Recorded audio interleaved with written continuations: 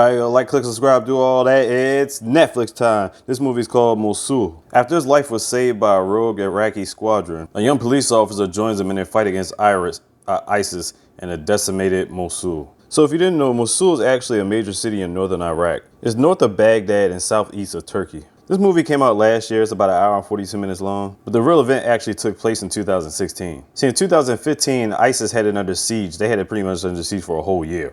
All I'm gonna really do with this one is get some key parts to the movie. I'm gonna let you know right now, this movie is graphic and realistic. So if you have a weak constitution or if it gives you flashbacks about the war or anything like that, I wouldn't recommend this to you. So it starts off with two policemen trapped in a building with endless insurgents coming to get them. And they're almost about to run out of ammo, so you think to yourself, oh shit, they're pretty much dead. But then this unofficial SWAT team comes in there and rescues him just in the nick of time. They check Kamir out to make sure he's good and he sticks with the group. Ahmed, however, they end up sending him in a police car to see if he can get help. Kamir's uncle was in the back seat of the car they drove away, who was killed in action, so yeah. So obviously, since he just joined the group, they don't really trust him like that, but because they're low on numbers, they need people. And he asks them a lot of questions, but obviously they're not going to tell him anything. They're like a secret group. So they find a spot to chill at for like 10 minutes because they need a break to recharge. So they're getting their food and their rations together. The spot even had electricity, so they had time to watch soap operas. And trust me, those 10 minutes is the only downtime they get in this movie. And suddenly, Kamir hears something and he looks out the window and he sees Ahmed come back and he lights a smoke screen bomb. This motherfucker's a traitor. Shit.